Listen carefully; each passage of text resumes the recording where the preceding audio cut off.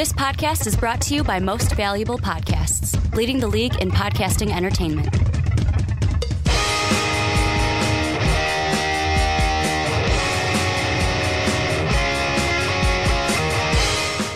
What's up, everybody? Ricky Widmer here, along with the Mark Weber. Dub them ease. Or, I'm sorry, at the Mark Weber. There you go. And we are back for another edition of the Onside Kick right here on Most Valuable Podcast, your one-stop shop for everything in the NFL. And Mark, today we are continuing our fantasy football rankings. We got two left. I got confused We're last almost week. at the end. I thought kickers was this week when we were doing it last week. I completely forgot about defenses. That is what we are doing today. Next week, we will finish our fantasy football rankings when we rank the best position for your fantasy team. The kicker. And we look at kickers. But now, fun fact for fantasy football. All right. In your draft, if you do completely forget about defense, you'll probably lose. You will probably lose. Pro tip, don't forget about the defense. Gotta have a good one. We had one in one of my fantasy leagues when I was in college. Someone got so angry that someone took like Cam Newton or something at number 2 that he immediately, I'm going to take the Eagles. It was like when the Eagles defense was rated number 1 and he's like, I'm taking the Eagles defense. And we're like, at number 3 overall? That's how high you're going to take it. Making sure he gets his defense. He then traded the Eagles defense 2 weeks into the season. But a little bit of housekeeping before we get started. Number one, if you want to help support the channel, go check out patreon.com/Most Valuable Podcast. You want to join a podcast, the $10 tier is how you do that. We also have t-shirts. Mark is actually wearing his today. You can get one of those MVP t-shirts with the link down below in the description. You can also find that link on mostvaluablepodcast.com while you're checking out everything for MVP that is posted. It's your one-stop shop for everything that we put out. And then last but not least, if you're on Apple Podcasts, you're listening on iTunes, you have an iTunes, you have an Apple Podcast, make sure to go on there, give the Onside Kick a 5-star rating, and type a little something about why you like listening to it, why other people should listen to it. It would really help us out, really help us grow, and it would mean the world to us if you guys would take the time and do that. But Mark, like I said, we're talking fantasy defenses. However, we're only doing the top 16. So because of that, we're only going to have 2 segments of actual fantasy football. Then we're going to close the show, going back to our original roots, kind of talking some news, going to be talking some trade possibilities, maybe some trade destinations for Earl Thomas this season if the Seahawks decide to trade him. But let's go right into our defense rankings. We're going to start with 9 through 16, and let's start at the bottom. Number 16, the New York Giants. Then at number 15, the Atlanta Falcons. Number 14, the Chicago Bears. Then at number 13, the Pittsburgh Steelers. Number 12, the New England Patriots. Number 11, the Seattle Seahawks. Number 10, the Carolina Panthers. Claw up. And then number 9, the New Orleans Saints. Who dat? The first one I want to mention is the Bears. This is a team that you had a little bit higher than me. I had it at 16, mainly because of what we were talking about last week of don't want to overhype this team. Yes, it has some young pieces. I know you told me before we were recording, hey, this is a top 10 defense last year.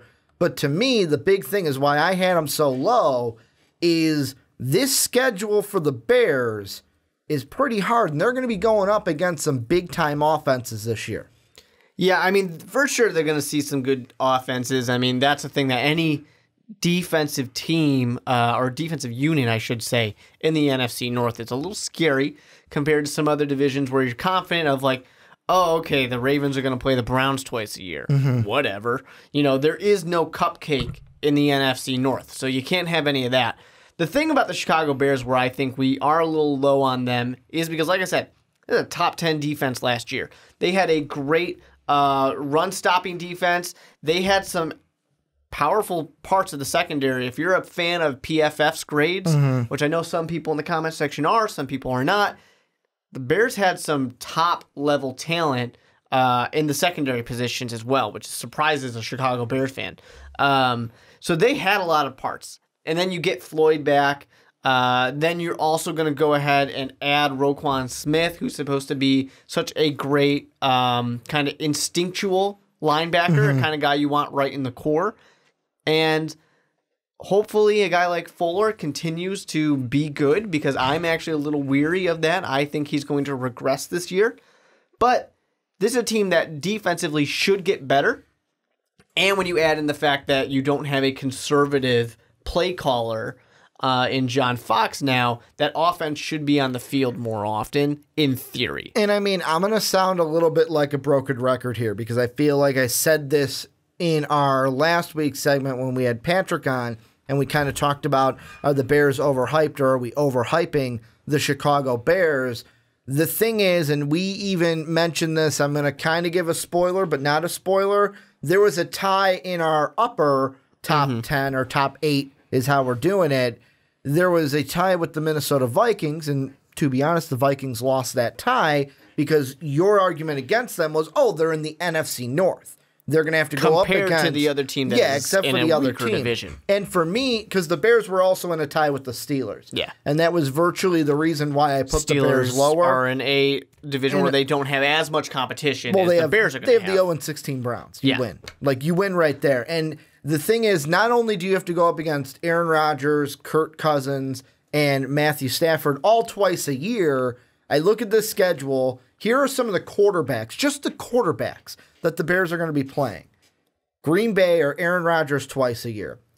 Russell Wilson, Tom Brady, Stafford twice a year, Cousins twice a year, Eli Manning, Jared Goff, Jimmy Garoppolo. The only one I passed on that I'll put an asterisk, two of them that I passed on that I'll put an asterisk next to, Jameis Winston, because really I have questions with Tampa Bay. Yeah, I think the Bears will win that one. And also Arizona, Sam Bradford or Josh Rosen, depending on what the Cardinals look like. But that one will probably be a winnable game. But most of their games, they're going to be going up against either good quarterbacks or, because those quarterbacks are good, really good offenses on top of it. Yeah. So I kind of feel like the Bears, if their defense stumbles this year, we'll look back fantasy-wise and go, man, you know what? They played well defensively, but when it came to fantasy, they just gave up a ton of points because they were going against really good defenses. Which is possible. Unless they rise to the occasion. They shut these good offenses down. But I'm going to go in favor of the offenses than the Bears' defense that isn't as proven. I'm going to believe in Vic Fangio because Vic Fangio knows how to get it done. But with that being said, you know, if I'm going in here and I'm like the 5th team to draft a defense and I'm drafting the Chicago Bears as that defense, I don't know that I made the right move. Yeah. But if let's say you're in a 16-man league and your team 8 through 10 and you're drafting the Chicago Bears defense, I think that could be solid. Let me ask you about a team, though. We talked about the team I put at 16. Let's talk about the team you put at 16. The New York Giants. Yep. What's going on in your head? Why you put them at 16? The Giants are too much of a question mark for me. You know, I mean... You're talking about I can't pick them to win the Super Bowl like I did last year? Well, you can. You can do it. You can do anything you want. I'm not going to stop you. Now, I'll make you hide in the locker room if you want to do that. But anyways, when it comes to the Giants, it comes down to this. This defense on paper looks great, but it just doesn't perform the way it's gonna need to. And there's a lot of changes, and there was a lot of locker room issues last year. You have new coaches, but that type of thing does not automatically switch over. Sometimes it does carry over. And are there going to be leadership questions? And I personally believe that Eli Manning will start all 16 games. But if you start to have some leadership issues and issues with quarterbacks, those backup quarterbacks, I do not believe in them to not turn the ball over immediately. And Eli already turns the ball over a lot too, meaning this defense is on the field a lot. It scares me when the defense is on the field too much. I mean, for me, the the Giants are a question to me. And to be honest, to have a little transparency, it's not like I had them much higher than you. I had them at 15. Yeah. But to me, the question for them is, can this offense do enough to help out the defense? Because last year, we were saying, all right, this Giants team put a ton of money into the defense. That's going to be what carries them. Well, then on offense, you don't have a run game because you were New York. They have never had a run game as long as I can remember. Nelson and Saquon. Now they've got Nelson and Saquon. Saquon's the one I'm really excited about. Odell was injured. Brandon Marshall was injured. They were riddled with injuries on the offensive side. Then you had the debacle with Eli Manning. I said Nelson, I meant Hernandez, by the way. The thing that I wonder is if this offense, mainly now with a healthy Odell Beckham and really a now run game, because I'm hoping Saquon can be the main guy to do it both running and passing, will the offense be able to help this Giant defense enough to where it's not...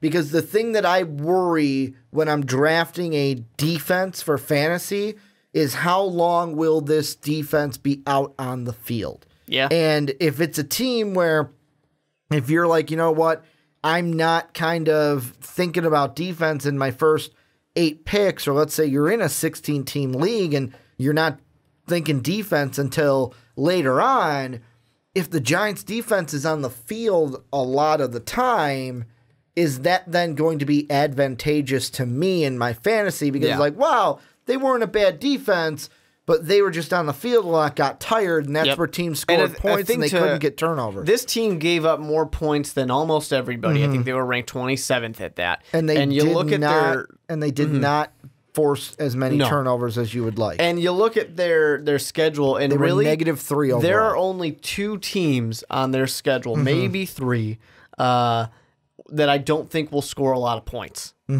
That being the Jaguars, because it's not how they're built. The Colts, because is Andrew Luck going to be there or is he not? And then I'll put the asterisk for the Buccaneers just like you did. Everybody else I think can score plenty of points on this defense because you're going against a lot of good quarterbacks, a lot of high-flying teams, a lot of teams that move fast. You're going to face a lot this coming year. The schedule for the New York Giants is not even slightly easy.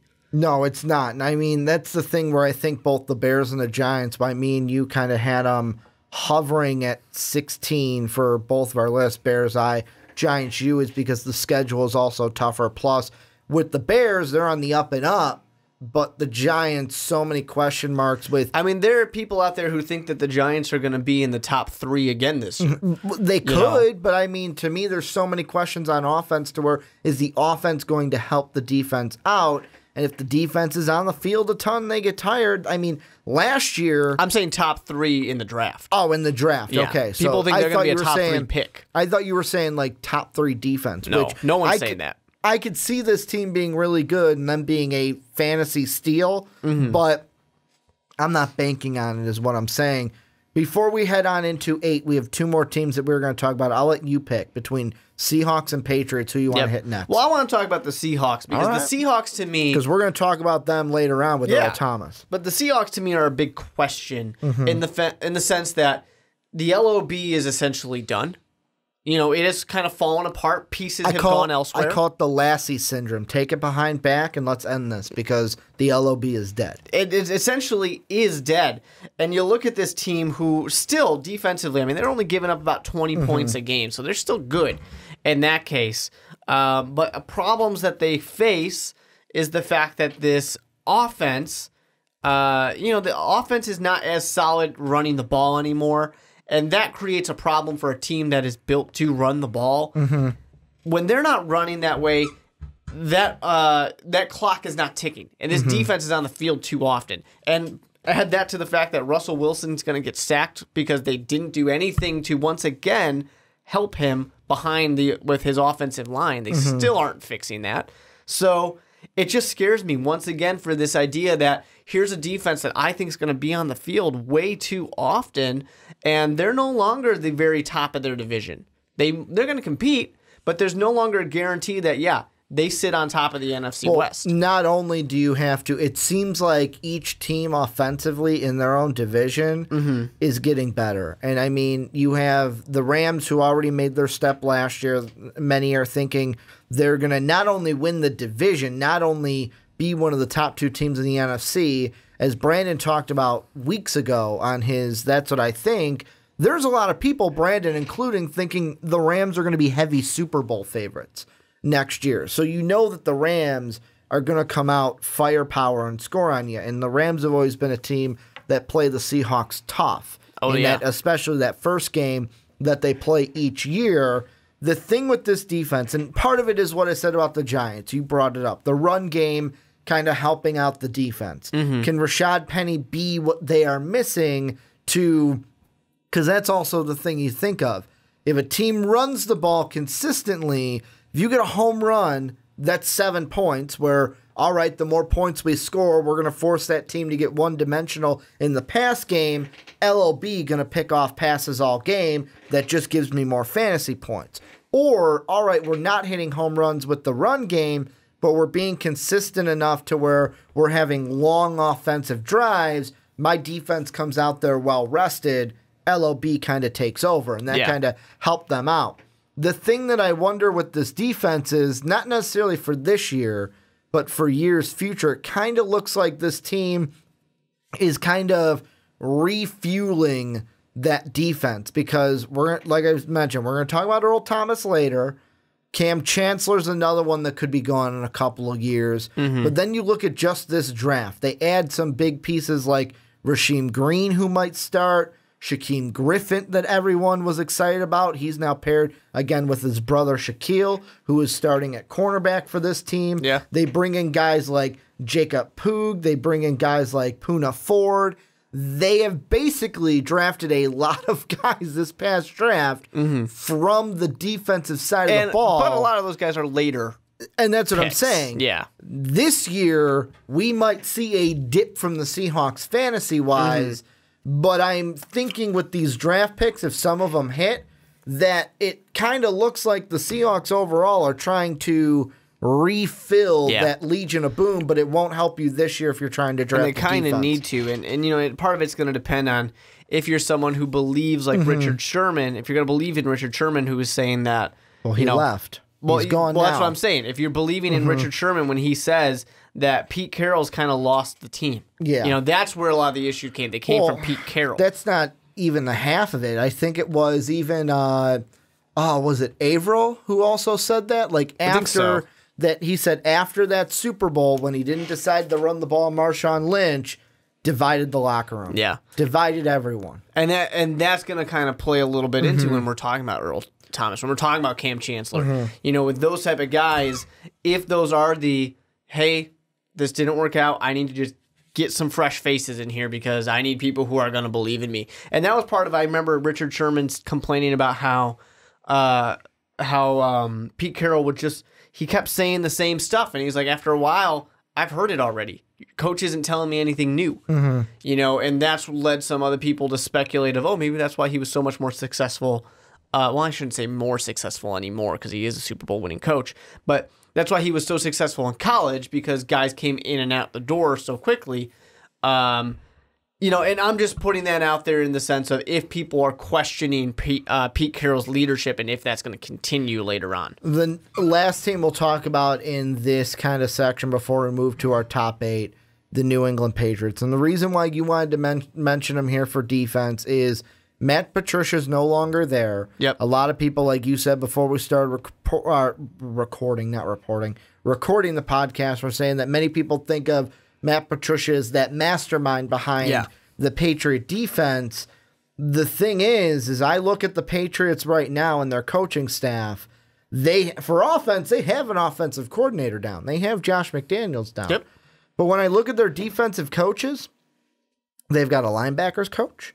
They've got a defensive line coach, they have a cornerbacks coach, and they have a safeties coach. And you might be telling me, well, Ricky, that's great because those are all the coaches you need on defense. But there's one that seems to be missing, defensive coordinator. And that's because one of the things that it looks like that tells me is that Bill Belichick is going to be double dipping. He's doing it himself. He's going to be head coaching and defensive coordinating. Which coaches do. It's not like it's not heard of. Is that going to play into how the Patriots defense performs this year? Being Bill Belichick double dipping compared to having a guy like Matt Patricia cover all the roles. It certainly could. I mean, and it's going to depend a little bit on those other guys. There's certainly going to be more asked for the position coaches now. And, you know, what really mattered for the Patriots defense? Turnovers. That's what mattered. And can they repeat that level of success that they've had now that they've had a great coach? They were and Patricia leaving. They were +6 last year in the turnover game. They had 12 interceptions on defense, 6 fumbles. That was 18 total last year. So they If they can continue that, then we have the Patriots ranked too low. But it's just with those changes, with Patricia leaving, are some of these guys going to believe in that still? Is Bill Belichick going to be able to give as much to that? Do you want to be one of those people that believes in ESPN? I know Sean is not one of those people. About the Brady-Belichick divide. Yeah, and if Belichick is also coaching the defense more hands-on now, that sounds, if you believe in that, that sounds dangerous for a locker room just in general. Because you've got Tom Brady and Belichick, and how many of the players are going to be behind Brady? How many of them are going to be behind coach? I'll be completely honest. When I hear ESPN kind of start to bleed that out, like I think on NFL Live either today or yesterday, they were talking about, oh, will we see a divide, like the divide that's in the locker room, will we see that spill out into the field? And I don't think so. If there is a divide in the locker room between Belichick and Brady, I think that both are professional enough to have it not affect them on the field this year. And one of the reasons, how I've always seen the Patriot... they did just make a Super Bowl. Yeah. And how I've always seen the Patriot defense for the last, few years with Tom Brady is, for me, they've always been, and I might be crazy for thinking this, they were always a safe choice for defense because it was never a defense like last year. You get Jacksonville and, hey, I am going to get some points on defense. They're going to be high flying. A team like Minnesota where it's like, cool, I'm going to have some games where I get some real high points. The Patriots have some good games defensively, but the big thing is, and this is kind of a theme throughout how I think with defenses, is having Tom Brady on the other side of the ball is the defense's biggest asset. Because with Tom Brady doing what he does, controlling the game on offense, it takes a lot of pressure off of that defense, and they can be put in more beneficial situations. For sure. Because their team in the regular season, depending, let's say I'll throw out Buffalo or Miami or Detroit.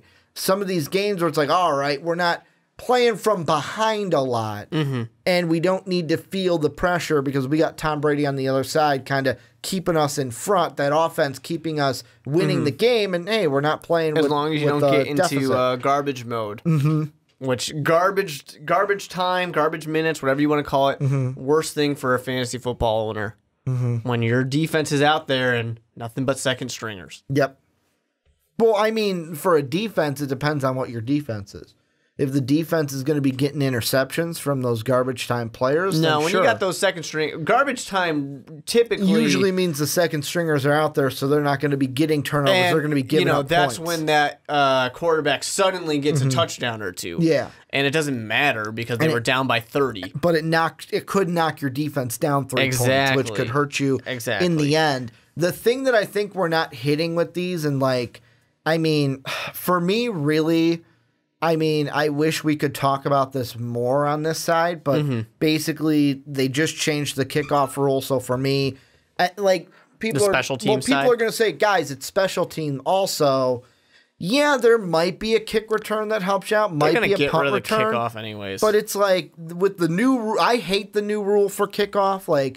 I'm not saying that I love the kickoff and I think that don't touch the kickoff. For me, I'm all for that American Football League, whoever is the commissioner or owner of that when he was on the Dan Patrick show. The Alliance?